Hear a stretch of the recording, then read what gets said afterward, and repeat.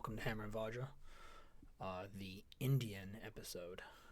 Today I'm going to be off the cuff discussing India because it's a hot topic. Um, I'm not going to be specific or extremely scholarly. A lot of this is going to be a mixture of my own studies, personal beliefs, and or reactions to current situations that are political in nature. I know we people were talking about the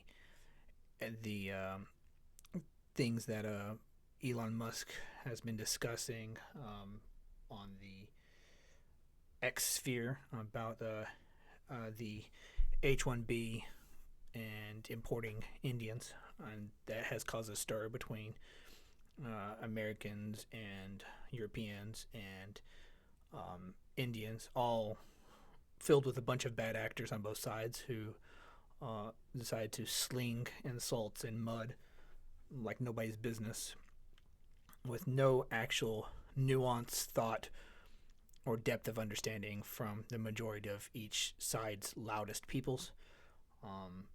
That being said, there is some truth on both sides in their complaints.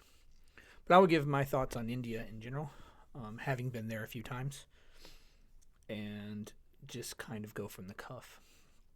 In general thoughts on Indian religion. I know it will offend some people, especially my Indian followers, but I am of an Aryan migration theory or Aryan invasion theory concept.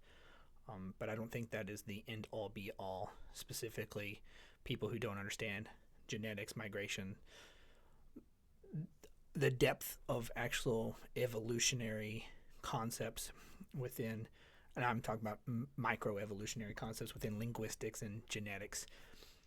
And I'm not going to go into, I'm not a geneticist to any major degree. I just dabble around in studies. So I'm not going to go into depth on such things. But one thing I will say is that is my belief on that is a little different. I do believe that the Indo-European related peoples who came to India brought what became the Vedic religion with them, as it's obviously connected to other Indo-European religions across the Eurasian sphere and the development of different Indo-European religions. Doesn't make any, I don't think any one of them is more pure Aryan or non-Aryan or Indo-European or non-Indo-European, because as we know, looking from them, these all spun out from sort of a central, some people say central Asian or more of Caucasian region or upper northern Caucasian. Some people are on the mindset of where it came from even more north of that in a Hyperborean Thulian concept. Irregardless, it doesn't matter. The spread of Indo-Europeans basically went to different regions, and then with those different regions, they either conquered, took control of, and or settled with different peoples and merged with those peoples. Usually they outbred them. Sometimes they didn't outbreed them. In the case of India, we see where they did not outbreed them completely, and they mostly were like a ruling class.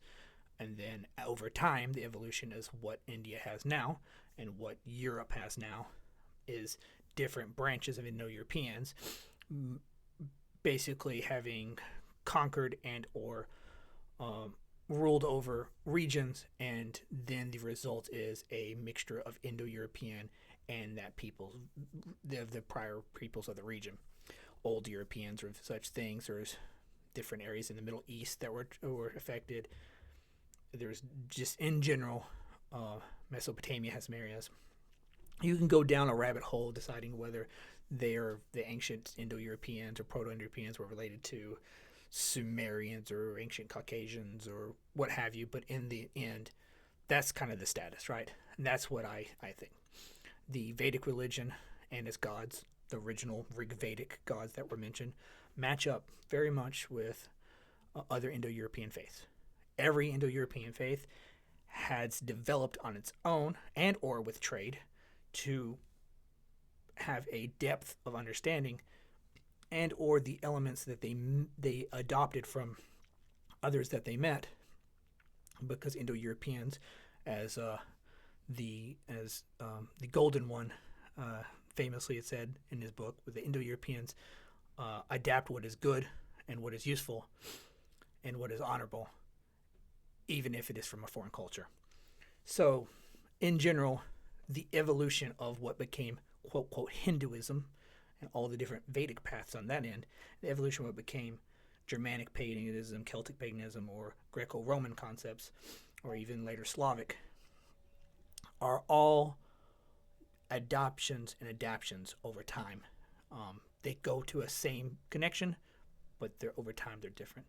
Concepts we have from ancient Indian religion that reflect are things like the Holma, or the Agnihotra, which is the puja, fire offerings, prayers, soma, the concept of a divine liquid of soma, or later amrita, that connects one to the gods or is offered to the gods. The funeral rites, concepts of reincarnation and the afterlife and life and death, and warrior mindsets, and a tripartite or three-function caste systems. All of these are very common in all Indo-European faiths, and specifically you can see those in the ancient Vedic. Over time, it adapts and changes and evolves with the people there to create different flavors of Vedic religion, adopting a lot of the Dravidian and Austrasian and other influences from around it, right? So I have a lot of respect for it in the elements, is that there are elements in the West we had lost, and that we've recovered and rediscovered, and we can correlate that we're doing the correct thing, not by adopting completely the Eastern concepts, but by looking at the foundations of the Eastern concepts and seeing that those align with the foundations of that we're looking at from the West. It should be a amicable exchange of ideas and concepts and religious pursuits, not one of hatred, right? But that is what it is.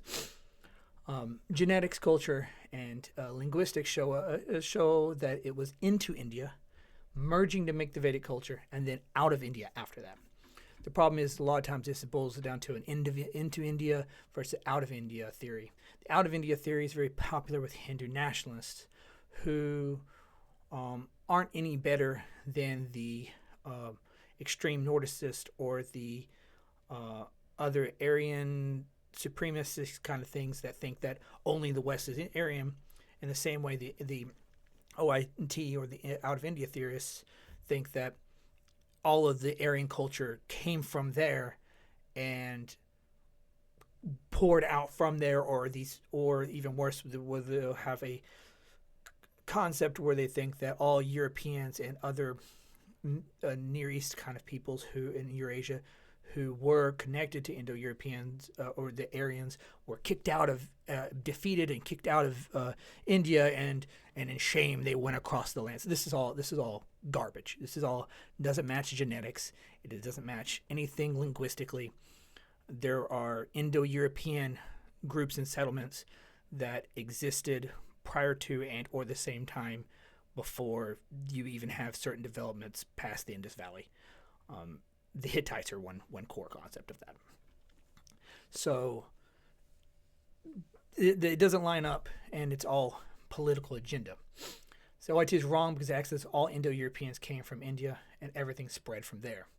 India already had a culture there and was merged with inbound cultures to form what we come to know as India and Vedic culture. It did go back out again with its contemporaries. Other Indo-European cultures existed at the same time as the Vedic or slightly before, which proves that it is related directly, but not the origin of all Indo-Europeans. It did, however, spread out again post the Vedic concept, mostly via trade, but also with some larger empires that it interacted with. You get people who came in, steppe people who came in later on, Scythians, etc., and different waves of peoples who take the Vedic and they through things like later on the Silk Road, and it becomes a widely connected concept, right? You have things that happen, not even ideas, just actual historical facts. Where in Greece, you have Alexander the Great's army. Prior to and or contemporary to that, you have the foundations of the Greco-Indian kingdoms, the Bactrian kingdoms.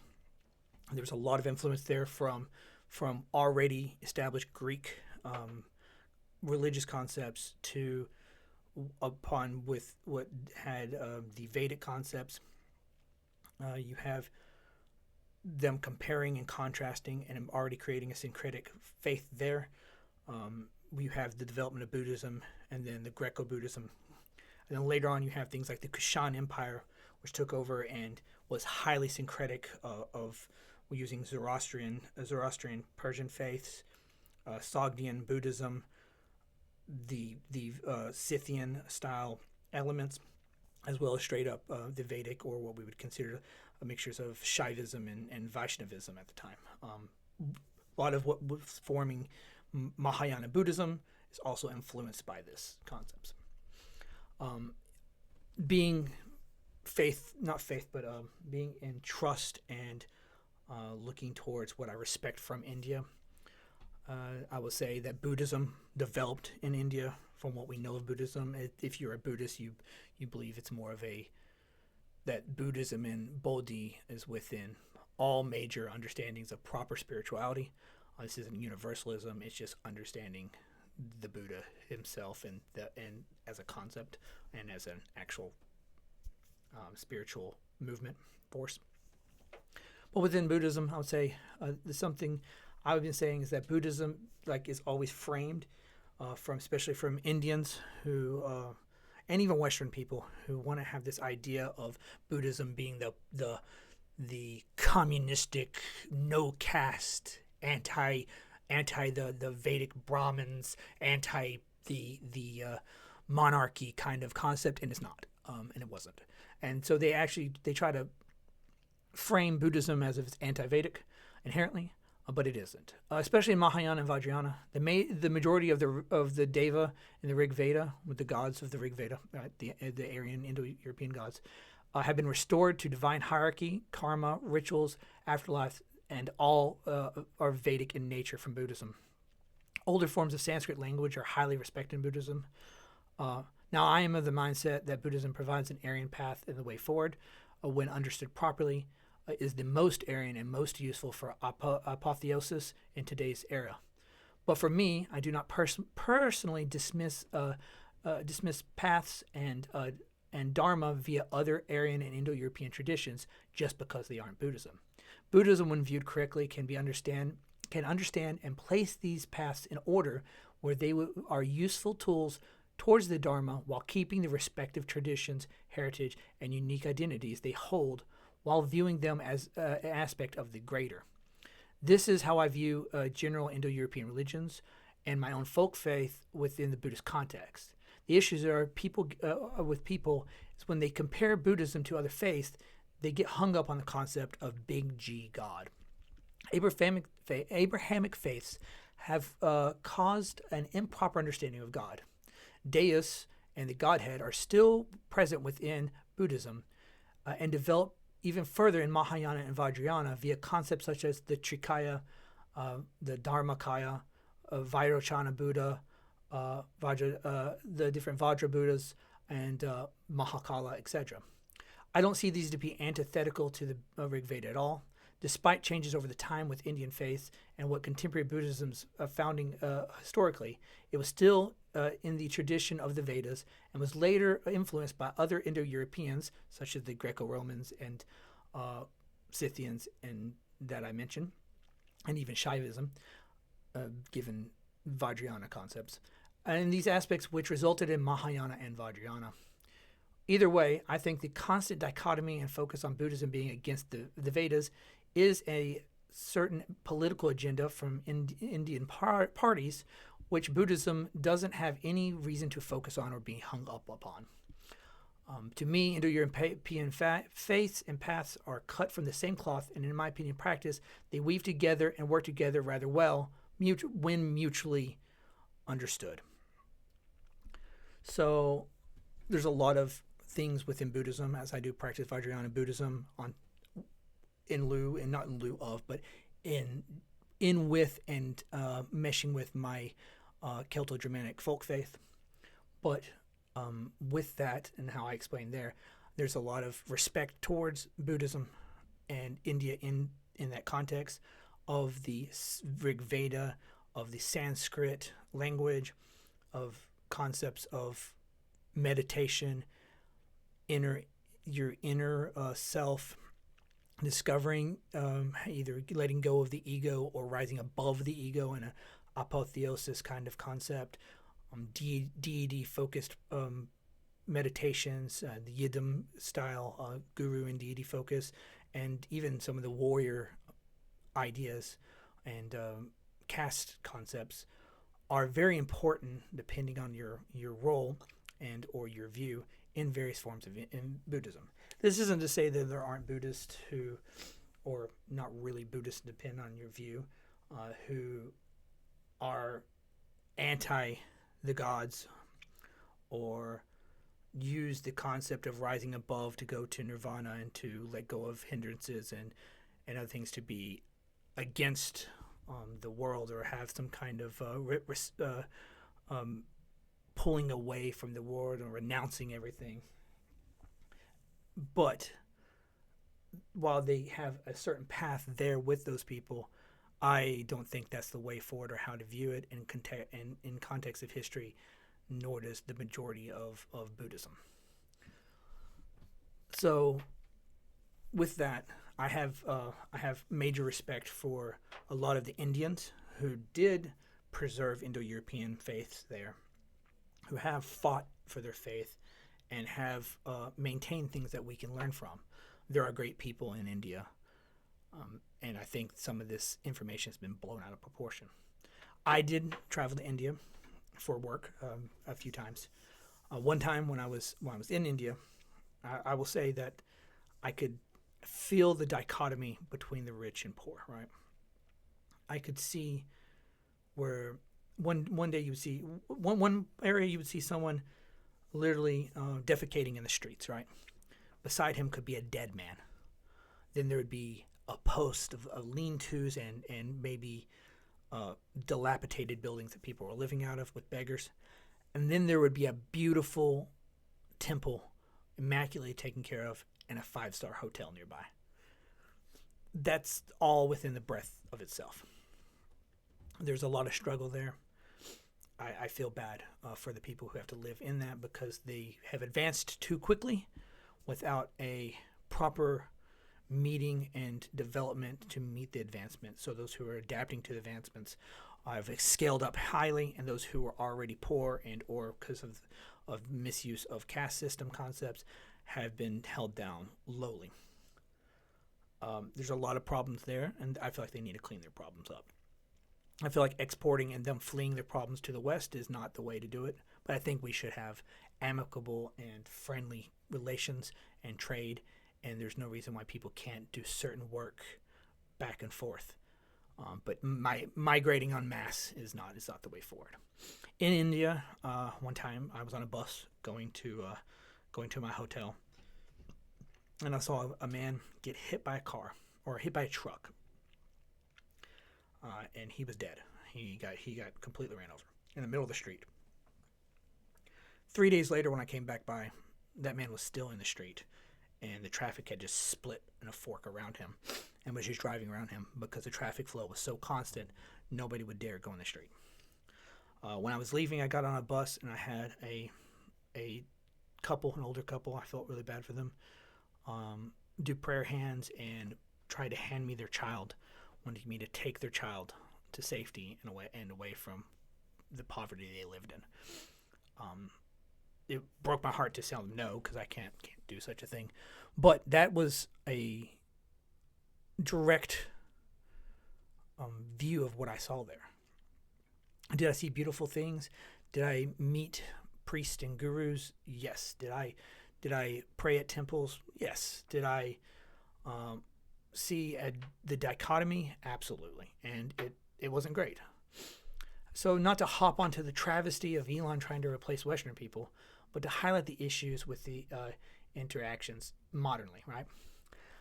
I have plenty of of Indians and Hindus who follow my work and have been respectful and interacted with me over the years.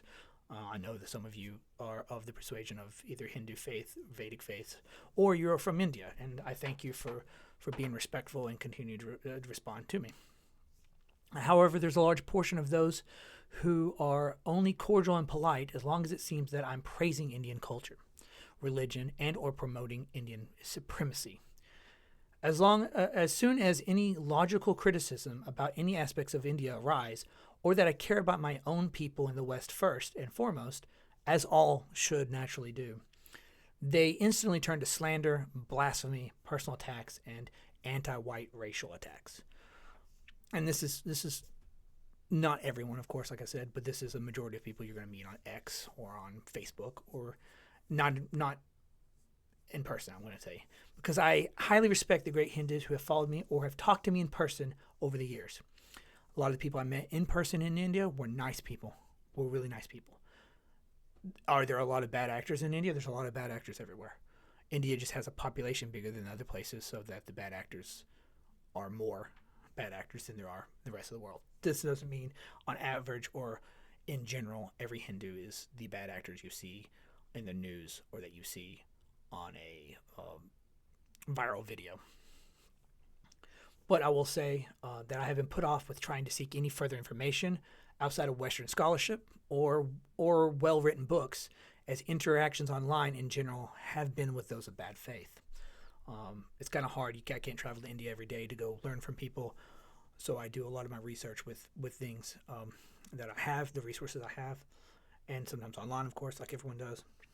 And a lot of those things have bad actors, people who have agendas and want to manipulate Westerners not understanding Sanskrit properly, want to manipulate forms of translation, want to tell you their versions of history that aren't correct, or want to trick you into following them or thinking that they're some kind of guru, whether they are not. This happens all over for anyone you talk to of anyone in the world. That's why you have to be careful. I will say that when I was in India talking to religious practitioners or the general people in stores, etc., that they were on average very nice. This isn't the norm online, but it does seem to be the norm with some of Elon's employees. And if those who are extremely smart and talented want to do something great, they should fix India. It needs more help than the West does. Where I visited was terrible, as some people, it was just as terrible as some people online state, even if those people are anti-Indian, and that's really sad. It's really sad that those people who are anti-Indian and aren't just concerned with the migration, but actually have hatred towards India. It's sad that a lot of the insults they have for India are correct. There is defecation, fecal matter in the streets. There are dead people in the streets. There are adoptions to parts of religion that aren't Vedic in nature or aren't Aryan in nature, don't have a nobility to them. There are things that have been codified as a tradition that only apply to India and or are detrimental, but it's been so codified as a tradition, it won't be, not that you should get rid of old traditions, but there are certain things that you have to analyze. Are these actually beneficial and or are these harmful, or what was the origin of them? There are things like that in India. But there are also great things in India. Food was good when if you're at a clean spot, food was good. The architecture is amazing, especially some of the ancient architecture. I like their clothing. Some of their martial arts and history was awesome, and some brilliant scientists and computer programmers are from India because they understand math with the music, because their music is often based around math and the golden rule. It's just, that's kind of where it is. But I think that Indians are welcome to visit as a friend or an ally on our project, but we aren't fixing anyone's countries by moving and populations and replacing others. No one's going to get fixed. It wouldn't be any better if we took if Westerners were overpopulated and they go over to India. It wouldn't be better if the reverse colonization isn't somehow two wrongs don't make a right, or two wrongs make a right concept. This is in this day and era, people are too smart to understand that on both sides of the field. And at some point, if you're invading, you need to be seen as an invader on any aspect and then fought against.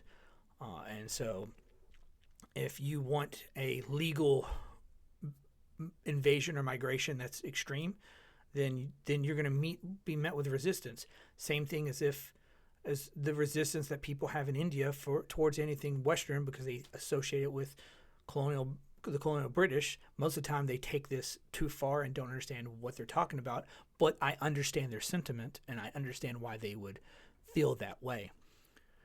The same thing is kind of what other people are seeing around the world towards them. And yes, this is coming from a guy who sees Indo-European connections of the Deva and Vedic faith, thinks that looking towards Vedic connections and greater Indo-European connections has helped the revival of European paganism, worships Indo-Aryan forms of the gods via Vajrayana Buddhism, and has written many works on such. That's me. But I still think we don't need these populations moving and or replacing each other. Lastly, we have to acknowledge that just like Europe and America, India is vast. Not everyone there is the same, and there are different qualities of people, culture, and faith there. I'll go on to talk about what I call India versus the West, a false dichotomy. Of course, some of this comes from X, but on X, the war between idiots slinging mud at each other has peaked. Abrahamics who are enslaved spiritually and rather physically do their master's biddings to attack pagans, Dharmic faith, Indians, and yet again, even their own ethnic culture under the guise of "we don't want immigration," but ultimately expressing their semi-atheistic slave mind of all other faiths are evil.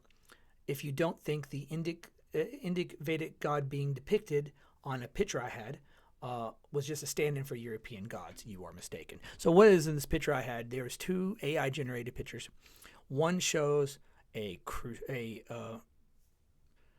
what looks like either Krishna or Vishnu and Indians stepping on a Christ-like figure and ousting all of the colonial-looking ships from British trade and pushing them away. Then someone else made a response one, which was a Crusader knight slaying slaying Krishna, and it was and it looks like he's slaying a demon, as they said. So with this, they're attacking all pagan faith. It doesn't matter, and they think they're being doing justice because we don't want the immigrants and immigration.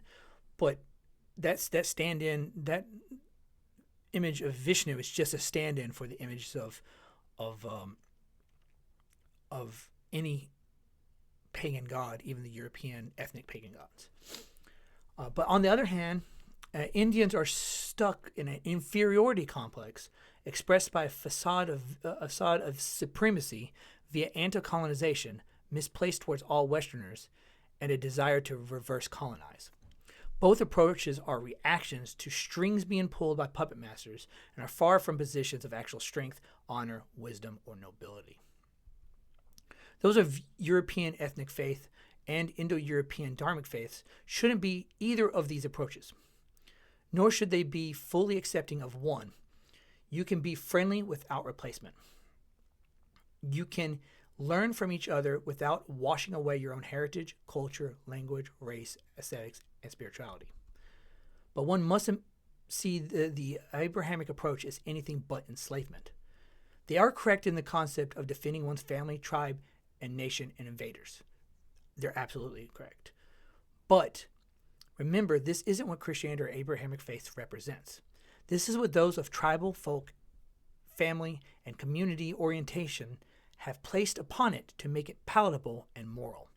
The ultimate goal for Abrahamic faith is a one-world religion that bows before the Abrahamic interpretation of the divine and those who reap the benefits being in its light or in his light. Others who don't reap such benefits are enslaved, trampled, and merged into the mass monoculture, which results in a true loss of true expression of beauty, nature, humanity, and the divine, which is multiplicit and grand. For me, I'm going to start shifting a lot of my stuff to a Western Indo-European focus.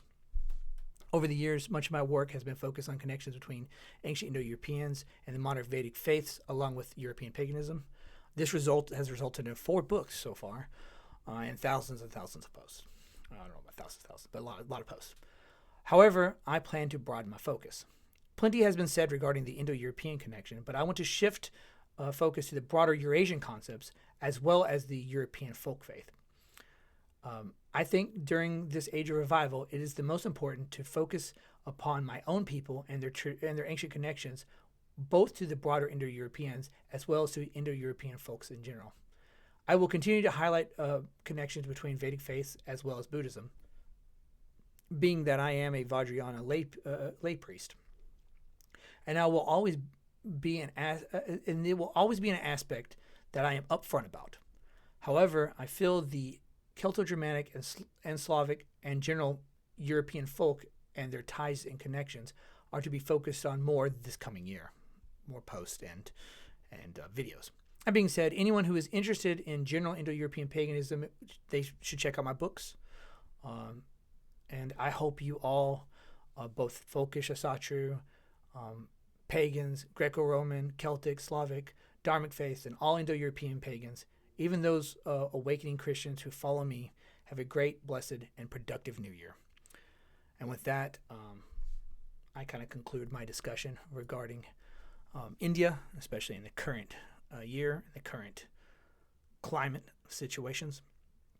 But I will continue to look towards the Vedic faith and have amicable connections and conversations with those in India who want to be kind and or want to have a good faith debate or discussion, because I think there's a lot that still can be learned. But in the end, preserving one's own culture and one's own people is always a must as well.